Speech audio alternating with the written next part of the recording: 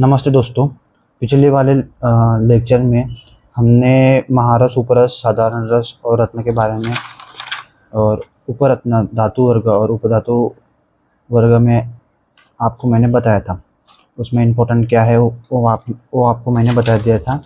तो आज है लवन वर्ग। लवन वर्ग में इम्पोर्टेंट है लवन पंचक। इसमें सोवेचर, सेंधव, बीड, उद्भिद और समुद्र, ये 5 आते हैं। और इसमें नवसागर ऐड किया तो ये लवन षटक हो जाता है। इसमें आप अपने को लवन पंचक ज़्यादातर याद रखना है। उसके बाद आता है क्षार पंचक। ये तो एक तो ये नहीं पूछा जाता, मेनली यही पूछा जाता है। आएगा तो ये एमसीक्यू के लिए आएगा, नहीं तो नहीं आएगा। कलाक्षार, मुक्षक्षार, यवक्षार, सर्जिक्षार और तिरक्षार। और शारदोय ये अपने को बहुत सारे श्लोक में मिल जाता है। सर्जिक्षार और यवक्षार, शारदोय आया तो, और उसमें टंकन मिला दिया तो शारत्रय। उसके बाद मित्र पंचक, यह इंपॉर्टेंट है। मित्र पंचक में पंचक मतलब 5, पर उससे पहले द्रावक घन क्या होता है वो समझ लीजिए। ये पूरा 6 है, मतलब 3 जी करके याद रखना। गुड़, गुंजा, गुड़ और मध, घृत और टंकन। द्रावक घन क्यों कहते हैं इसे? क्योंकि विविधा नाम तो धातु नाम द्रावणाय विशेषता, मतलब अपन जो धातु को मेल्ट करने के लिए अपन मूसा में डाल के उसको मेल्ट करते हैं, तो उसका मेल्टिंग पॉइंट ही कम करता है। मतलब द्रावक उसमें उसके नाम में ये द्रावक मतलब मेल्ट, जल्दी मेल्ट कर देता है, उसका मेल्टिंग पॉइंट कम करके। तो इसका यूज़ अपन शोधनार्थ कर सकते हैं, या भस्म परीक्षा में अपुनर्नव निरुत्थ में इसका भी द्रावक घन का यूज़ होता है। अभी इसमें से गुड़ हटा दिया तो बन जाएगा अपना मित्र पंचक। ये भी द्रावक घन की तरह ही काम करता है। ठीक है, ये एमसीक्यू आ सकता है, आप नोट कर लीजिए।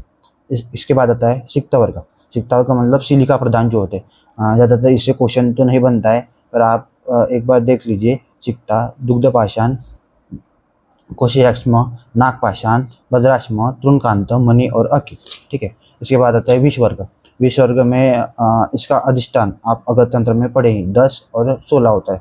10 स्थावर होता है और 16 जांगम। जांगम मतलब जो जानवर से मिलता है, और स्थावर मतलब जो अपना वनस्पतिजन्य हो।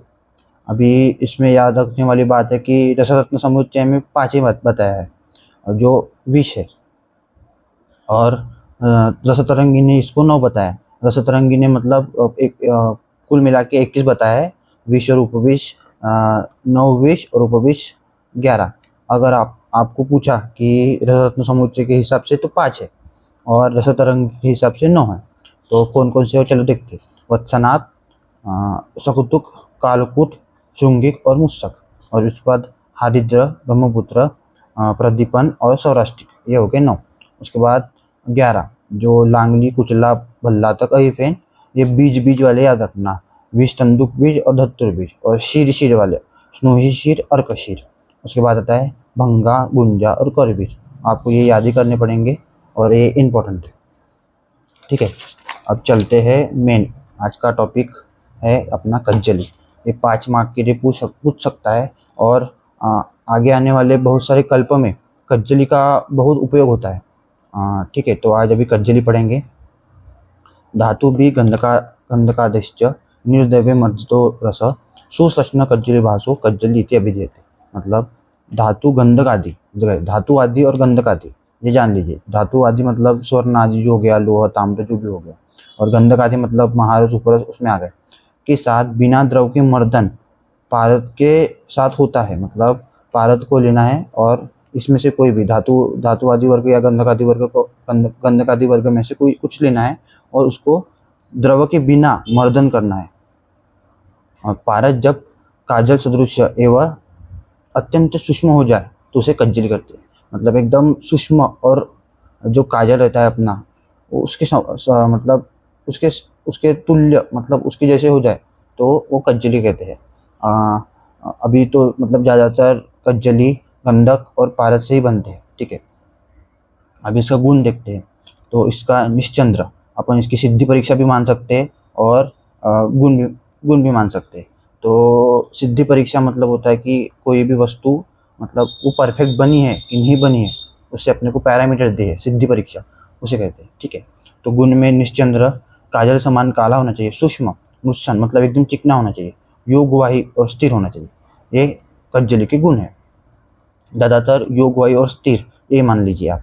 तो मैं आपको एक बात बता दूं कि जो मोस्ट स्टेबल फॉर्म होता है मर्क्यूरी का, मतलब एच, मर्क्यूरी बोलते टॉक्सिक होता है, मीना माता जैसे जैसे बहुत सारे ऋषि तंत्र में आप पढ़ोगे, पर एच ये बहुत मतलब स्टेबल फॉर्म होता है कज्जली का, याद रखिए। उसके बाद निर्माण, शुद्ध पारद एवं शुद्ध गंधक को प्रयोग में लाया जाता है। इसमें गंधक प्रमाण समभाग भी ले सकते हैं, अर्धभाग, द्विगुण और षडगुण ऐसे ले सकते हैं, ठीक है। उसके बाद आकृति, इसमें आप जब पेपर में लिखोगे तो कभी भी अपन जब लिखते हैं तो एक टॉपिक लिखना है तो उसके गुण, आकृति, निर्माण, निर्माण विधि, आधुनिक दृष्टिकोण क्या है उसका, और उपयोग, ये अपने को आना चाहिए। अगर आपने इतने सारे पॉइंट 2 पेज में कवर कर लिए 5 मार्क के लिए, तो आपको 5 में से 4 मार्क मिल जाएगा, ठीक है। तो आकृति तो निकालना ही है, गुण लिखना ही है, और निर्माण विधि और आधुनिक दृष्टिकोण लिखना ही है। तो यंत्र यहाँ पे यूज होता है खल्व यंत्र, संस्कार कौन सा, मर्दन।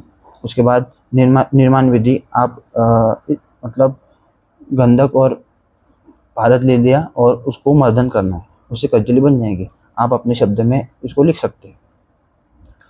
आधुनिक दृष्टिकोण, आधुनिक दृष्टिकोण का है पारद एवं गंधक के निकट संपर्क, मतलब इंटीमेट कॉन्टैक्ट से रासायनिक क्रिया होकर mercury sulphide HgS most stable form बनता है, ठीक है। उसका केमिकल रेशियो 6:1, मतलब लॉ ऑफ डेफिनेट प्रोपोर्शन, मतलब एटॉमिक मास क्या है Hg का 200 और सल्फर का 32, इसको रेशियो 6:1। तो ये आ सकता है MCQ के लिए, आप याद कर लीजिए।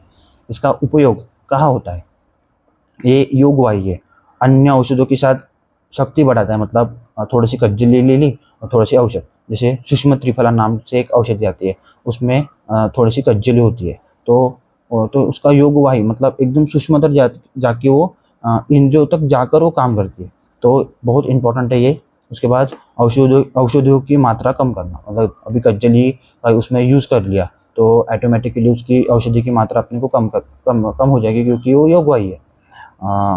औषध संरक्षण हेतु, मतलब औषध संरक्षण प्रिजर्वेशन के लिए भी कज्जली का यूज होता है, मतलब 24 भाग चूर्ण लेना, औषधि चूर्ण, उसमें 1 भाग कज्जली, ये संरक्षण के लिए यूज होता है। उसके बाद रसायन रूप में भी कज्जली यूज होता है, वो क्रूमिग्न माना गया है, योगवाही माना गया है। तो 1 से 2 गुंजा मात्रा मध्य के साथ लेना है, ये भी आप एक्स्ट्रा मार्क के लिए या एक्स्ट्रा पॉइंट करके लिख सकते हैं। नहीं तो ये भी लिख दिया योगवाही, औषधि की मात्रा कम करना, औषध संरक्षण हेतु, रसायन रूप में, तो भी आपको मार्क मिल जाएगा। चतुर्विध रसायन, परपटी, खल्वी, कुपीपक्व, पोटली आदि जो रसायन बनते हैं, चतुर्विध रसायन आगे आएंगे, जो बहुत इंपॉर्टेंट है रस शास्त्र का पार्ट, तो उसमें भी कज्जली यूज होता है, ठीक है। तो कज्जली बहुत इंपॉर्टेंट है। आपने इतना भी पेपर में लिख लिया, मतलब ये 2 पेज का कंटेंट है, मैंने छोटा छोटा करके लिखा है, तो आपको 5 में से 4 मार्क तो पक्का मिल जाएंगे। तो आप स्क्रीनशॉट ले सकते हो,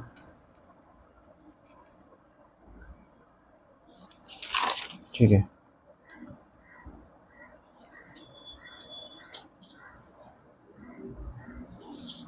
तो अगले वाले वीडियो में मिलते हैं, तब तक के लिए स्टे कनेक्टेड, थैंक यू।